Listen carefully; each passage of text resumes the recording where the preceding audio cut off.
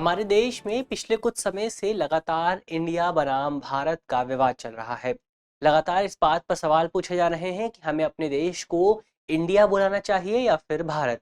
इस विवाद की शुरुआत तब हुई जब G20 में जिन अतिथियों को आमंत्रित किया गया था, उनके लिए राष्ट्रपति भवन की ओर से जब इनविटेशन कार्ड जारी किए गए, तो उन इनविटेशन कार्ड्स पर प्रेसिडेंट ऑफ इंडिया की बजाय प्रेसिडेंट ऑफ भारत लिखा हुआ था। जिसके बाद से लोगों में लगातार कंफ्यूजन बनी हुई है और इसको लेकर लगातार विपक्ष सरकार से ये सवाल भी पूछ रहा है कि क्या सरकार देश के नाम में बदलाव करने वाली है। इसके अलावा इस पूरी घटना को प्रबलता इस पूरे तथ्य से भी मिल रही है कि सरकार की ओर से सदन के एक स्पेशल सेशन को आयोजित करने की बात की गई है। तो ऐसा कहा जा रहा है कि सरकार ये जो स्पेशल सेशन होने वाला है, विशेष सत्र होने वाला है, उसमें इस नाम के बदलाव को प्रस्तावित कर सकती है। तो आज इस वीडियो में हम इसी पूरे विवाद को समझने की कोशिश करेंगे, इसी विवाद पर विस्तार से बात करने का प्रयास करेंगे। तो चलिए वीडियो की शुरुआत करते हैं और सबसे पहले वीडियो की रूपरेखा को समझ लेते हैं। तो वीडियो में सबसे पहले हमने न्यूज़ यानी कि खबर की बात की। खबर को जानने के बाद हम भारतीय संविधान का रुख करेंगे और ये जानने की कोशिश करेंगे कि हमारा संविधान का जो अनुच्छेद 1 है, वो इस बारे में क्या कहता है, वो देश के नाम को लेकर किस तरह के प्रावधान करता है। इसके अलावा भारत शब्द कहाँ से आया, इस पर भी बात करेंगे। साथ ही जो इंडिया और हिंदुस्तान का इस्तेमाल होता है, ये दोनों शब्द कहाँ से आए, इनको भी समझेंगे और ये भी समझने की कोशिश करेंगे कि क्या जब हमारे देश में संविधान सभा द्वारा देश का नाम तय किया जा रहा था, जब संविधान का निर्माण किया जा रहा था, तो उस समय देश के नाम को लेकर किस तरह की बातें की गई थीं, उनको भी समझने की कोशिश करेंगे। इसके अलावा ये जो पूरा हमारा विषय है, जो पूरी वीडियो है, मुख्य तौर पर सामान्य अध्ययन प्रश्न पत्र 1 से जुड़ी हुई है और आप इसे प्राचीन भारतीय इतिहास और आधुनिक भारतीय इतिहास से जोड़कर देख सकते हैं। तो चलिए वीडियो की शुरुआत करते हैं और सबसे पहले भारतीय संविधान में किस तरह की बातें की गई हैं, उन्हें जानने की कोशिश करते हैं। तो वर्तमान समय में हमारे देश में ये जो भारत बनाम इंडिया का विवाद चल रहा है, अगर आपको इस विवाद को सही ढंग से समझना है तो आपको भारतीय संविधान के अनुच्छेद 1 का रुख करना होगा। अब हमारे देश का जो संविधान है, उसका जो अनुच्छेद 1 है, वो मुख्य तौर पर संघ के नाम और संघ के क्षेत्र से जुड़ा हुआ है कि कौन-कौन से टेरिटरी उसमें शामिल होगी। अब अगर आप इस अनुच्छेद के सब क्लॉज 1 को देखेंगे, अनुच्छेद 1 पार्ट 1 को देखेंगे, तो यहाँ पर स्पष्ट तौर पर हमें दिखाई देता है कि इंडिया अर्थात भारत राज्यों का एक संघ होगा, यानी कि India that is Bharat shall be a union of state. यानी कि यहाँ पे कहा गया है कि हमारा जो देश है वो राज्यों से मिलकर बना एक यूनियन है, एक संघ है। इसके भी बहुत सारे निहितार्थ हो सकते हैं। जैसे इसका एक निहितार्थ ये है कि हमारा देश जो है वो अनडिस्ट्रक्टेबल है, उसे डिवाइड नहीं किया जा सकता। हमारे देश के जो तमाम राज्य हैं, उन राज्यों को हमारे देश से अलग होने का अधिकार नहीं है। तो ये हम स्पष्ट तौर पर देख सकते हैं कि संविधान में इंडिया और भारत दोनों ही शब्दों का जिक्र देखने को मिलता है। तो ऐसे में सरकार चाहे तो इंडिया शब्द का इस्तेमाल भी कर सकती है और सरकार चाहे तो भारत शब्द का इस्तेमाल भी कर सकती है। इसके लिए सरकार को कोई फॉर्मल तरीके से संविधान में संशोधन करने की जरूरत नहीं पड़ेगी। इसके अलावा इसके दो और सब क्लॉज हैं, उन पर भी बात कर लेते हैं। जैसे आर्टिकल 1 सब क्लॉज 2 है, वो कहता है, उसमें मुख्य तौर पर हमारे देश के जो राज्य हैं और उन राज्यों का जो क्षेत्राधिकार है, उनकी जो टेरिटरी है, वो मुख्य तौर पर कहा गया है कि वो संविधान की पहली अनुसूची में मौजूद होगी। फर्स्ट शेड्यूल में हमारे देश के राज्यों का नाम लिखा हुआ है और राज्यों की टेरिटरी लिखी हुई है। इसके अलावा अगर आप सब क्लॉज 3 को देखेंगे, तो सब क्लॉज 3 ये बताता है कि हमारे देश में जो भारतीय क्षेत्र है, जो इंडियन टेरिटरी है, उसमें किन किन चीज़ों को शामिल किया जाएगा। तो इसमें 3 चीज़ों को शामिल करने की बात की गई है। इसमें पहली है हमारे देश के जो राज्य हैं, उन राज्यों को शामिल किया गया है। इसके अलावा दूसरे नंबर पर आता है हमारे देश की जो यूनियन टेरिटरीज हैं, जिन्हें फर्स्ट शेड्यूल में उल्लिखित किया गया है, जिनका जिक्र हमारी पहली अनुसूची में देखने को मिलता है, वो भी हमारे मुख्य तौर पर देश के भारतीय क्षेत्र में शामिल होते हैं। इसके अलावा तीसरा वो क्षेत्र है जिसे सरकार भविष्य में अपने क्षेत्र के अधीन कर सकती है।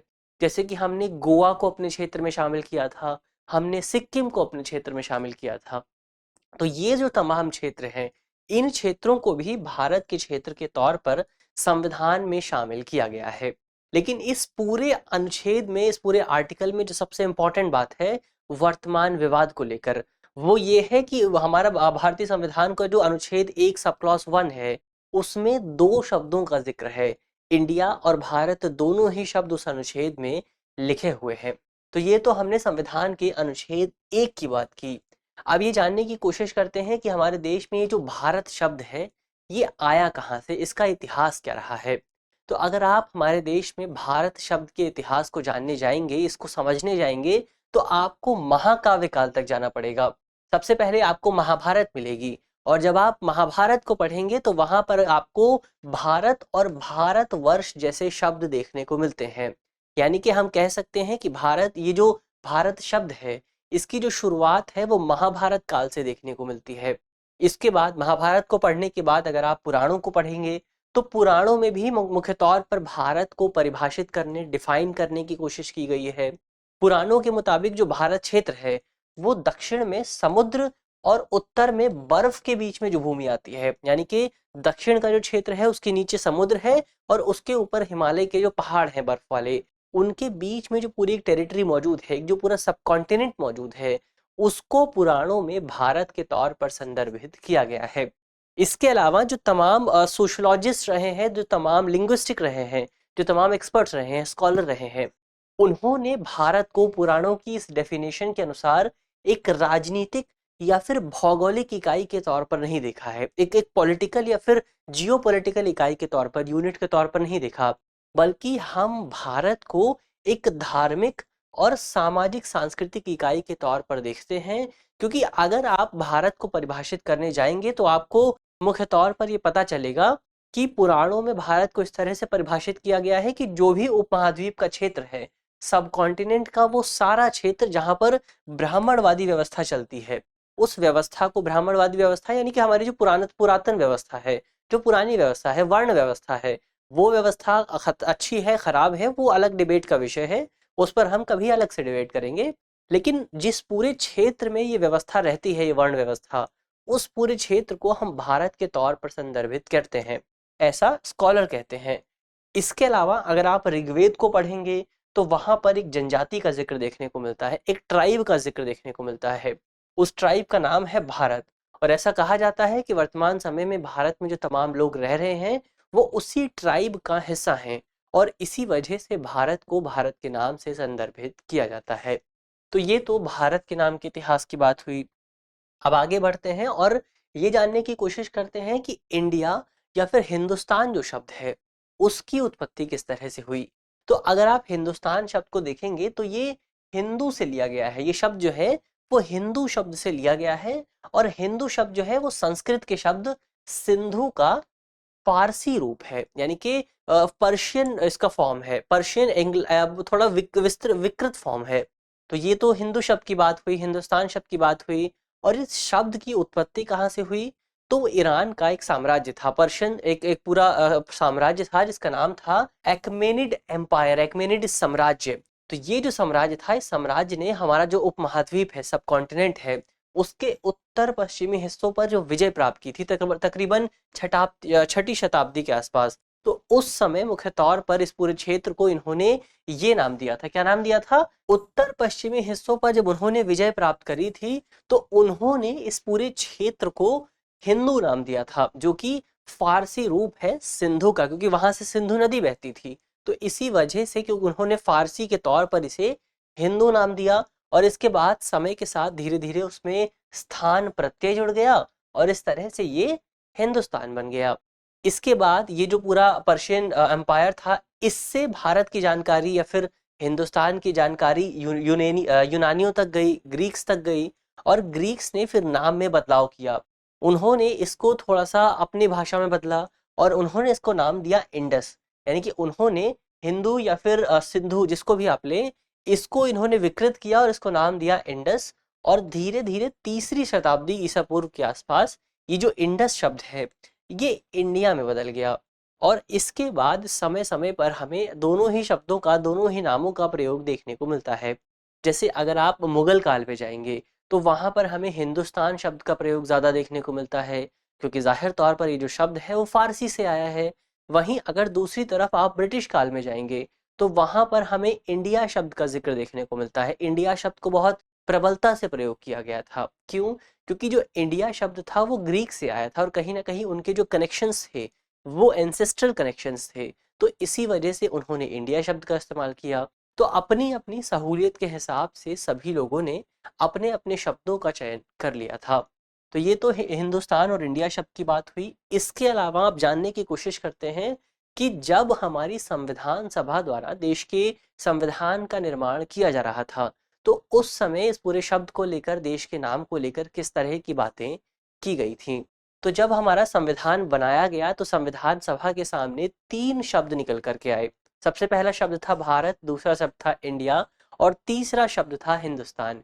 तो जब संविधान सभा ने अंतिम निर्णय लिया, तो इसमें से हिंदुस्तान शब्द को हटा दिया गया और भारत और इंडिया शब्द को देश के संविधान में शामिल कर दिया गया। तो मुख्य तौर पर इस पूरे विषय को लेकर जो सबसे पहली डिबेट हुई थी, वो डिबेट 17 सितंबर 1949 को हुई थी। और ये जो डिबेट थी, ये संघ के नाम और क्षेत्र से जुड़ी हुई थी।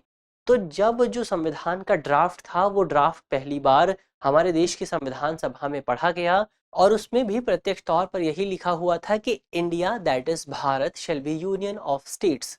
तो जैसे ही ये पढ़ा गया, तो वहां पर जितने भी सदस्य मौजूद थे, उनमें से कई सदस्यों के बीच हमें मतभेद देखने को मिला था। कई जो सदस्य थे वो मुख्य तौर पर इंडिया शब्द के बहुत ज्यादा खिलाफ थे, क्योंकि उन लोगों का मानना था, उन सदस्यों का मानना था कि ये जो इंडिया शब्द है, इसे ब्रिटिश अधिकारियों द्वारा बहुत ज़्यादा इस्तेमाल किया जाता था। तो इसी वजह से ये जो पूरा शब्द है, ये भारत के औपनिवेशिक इतिहास का एक प्रतीक है, एक सिंबल है। तो ऐसे में हमें अपने संविधान में इस शब्द को शामिल नहीं करना चाहिए, क्योंकि अगर इस शब्द को हम संविधान में शामिल करते हैं, तो इसका मतलब होगा कि हम औपनिवेशिक विरासत को अपने साथ, अपने सर पर, अपने कंधों पर लेकर चल रहे हैं, जो कि जाहिर तौर पर देश के विकास में बाधा उत्पन्न कर सकता है। तो इस तरह के तर्क हमारी संविधान सभा में दिए गए थे। इस तरह के और कई जो सदस्य थे, उन्होंने कुछ तरीके भी सुझाए थे, किस किस तरह से हम अपने इस संविधान का निर्माण कर सकते हैं, किस तरह से हम इंडिया शब्द को शामिल कर सकते हैं। जैसे कि एक तरीका ये भी आया था कि हम ये लिख सकते हैं कि भारत, या जिसे अंग्रेजी भाषा में इंडिया कहा जाता है, ये इस पूरी लाइन को हम अपने संविधान में शामिल कर सकते हैं, ताकि ये स्पष्ट हो सके कि ये जो इंडिया शब्द है, ये भारत का नहीं है, ये फॉरेनर शब्द है, ये विदेशी शब्द है, ये भारत से निकल कर नहीं आया है, ये हमारे अपने अंदर से निकल कर नहीं आया है, बल्कि हमारे ऊपर किसी ने थोपा है। तो जाहिर तौर पर इसी वजह से इस तरह की कई सारी डिबेट्स हुई थी, लेकिन इस डिबेट के बावजूद भी हमारे संविधान सभा ने मुख्य तौर पर निर्णय यही लिया कि संविधान में 2 शब्दों को शामिल किया जाएगा। पहला शब्द होगा इंडिया और दूसरा शब्द होगा भारत। तो संविधान सभा में स्पष्ट तौर पर लिखा हुआ है इंडिया दैट इज भारत। तो ये तो बात हुई कि संविधान सभा में किस तरह की बात की गई। अब अंत में एक प्रश्न की भी बात कर लेते हैं। प्रश्न जो है वो प्रीलिम्स का है और आप कमेंट बॉक्स में सवाल का जवाब दे सकते हैं।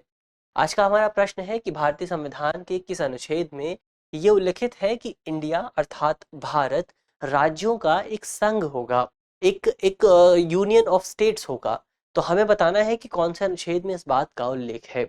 हमारे ऑप्शन है, ऑप्शन ए अनुच्छेद 1, ऑप्शन बी अनुच्छेद 2, ऑप्शन सी अनुच्छेद 3 या ऑप्शन डी अनुच्छेद 4। आप कमेंट बॉक्स में सवाल का जवाब देना बिल्कुल भी ना भूलें। इसके अलावा यदि आप इस वीडियो की पीडीएफ चाहते हैं, तो इसकी पीडीएफ आपको हमारे टेलीग्राम ग्रुप पर मिल जाएगी और टेलीग्राम ग्रुप का जो लिंक है वो आप जानते ही हैं, वीडियो के डिस्क्रिप्शन में होगा। तो ग्रुप से जुड़ना बिल्कुल भी ना भूलें। मिलते हैं आपसे अगले वीडियो में, तब तक के लिए धन्यवाद।